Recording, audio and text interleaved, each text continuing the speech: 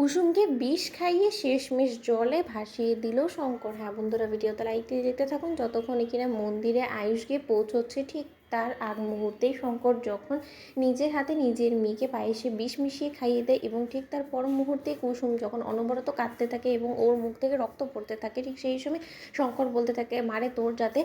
মরাকালে কষ্ট কম হয় সেই ব্যবস্থাই আমি করেছি, তুই পারলে তোর এই অভাগা বাবাটাকে ক্ষমা করে দিস, কিন্তু আমার কাছে যে এছাড়া তুই কোনোরকম কোনো উপায় অবশিষ্ট রাখিস নি। তোকে যদি আমি না শেষ করে দিই তাহলে যে আমি কর্তামায়ের কাছে গিয়ে মুখ দেখাতে পারবো না। আমি এত দীর্ঘ দিন যাবত ও বাড়িতে কাজ করে এসেছি, মাথার ঘাম পায়ে ফেলে, কিন্তু কোনোদিন আমি কর্তামাকে কোনো একটা সুযোগ দিইনি যে সে আমার কোনো ভুল ত্রুটি ধরতে পারবে, বা কোনোদিন আমি তার সঙ্গে বিশ্বাসঘাতকতা করেছি। কিন্তু তোর কারণে আজকে যেভাবে কিনা কর্তামায়ের সামনে আমার লজ্জায় মাথা হেঁট হয়েছে, তার পরবর্তীতে আমি কোনো মতেই এই পৃথিবীতে আমি নিজেও বাঁচবো না, কিন্তু তার আগে তোকে এই পৃথিবী থেকে শেষ করে দিতে হবে, তোকে এই পৃথিবী থেকে বিদায় করে দিতে হবে, নয়তো বা আয়ুষ বাবা এবং তুই যদি একবার মিলে যাস, তোদের এই অসম্পূর্ণ ভালোবাসা যদি একবার পূর্ণতা পেয়ে যায়, তাহলে যে আমি আর কোনো মতেই আর মান সম্মানের সঙ্গে পৃথিবীতে বাঁচতে পারবো না। ঠিক সেই সময় এই কথা বলা মাত্রই দীপালি যখন কিনা আয়ুষকে ফোন করে বলতে থাকে যে আয়ুষ বাবা সর্বনাশ হয়ে গিয়েছে, শঙ্করদা যাওয়ার আগে বিষ কিনে নিয়ে গিয়েছে এবং সেটারই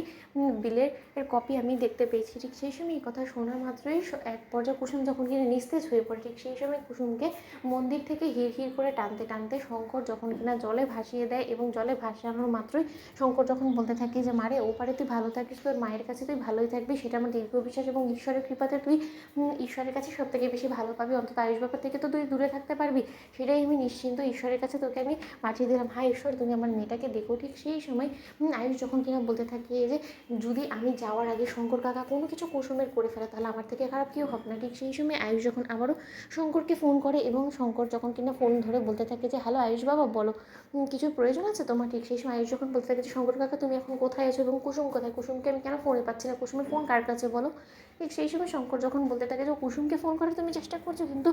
যাকে তুমি ফোন করার বারবার করে চেষ্টা করছো সেই তো আর এই পৃথিবীতে বেঁচে নেই যে আয়ুষ বাবা, তার কারণ আমি স্বয়ং নিজে কুসুমকে পায়েসের মধ্যে বিষ মিশিয়ে খাইয়ে ওকে ওর শেষ নিঃশ্বাস না ত্যাগ করা পর্যন্ত ওর পাশেই আমি ছিলাম, তার পরবর্তীতে ওকে আমি টানতে টানতে আমি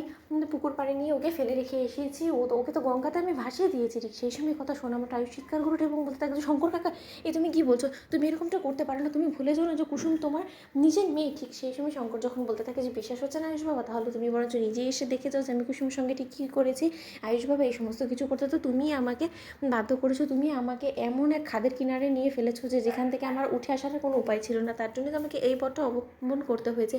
এবার তুমি এসে না হয় শেষ চেষ্টা করে দেখো যে তুমি আদৌ কুসুমকে বাঁচাতে পারো কি না। তো বন্ধুরা লাইক কমেন্ট শেয়ার করো, সাবস্ক্রাইব করতে ভুলো না।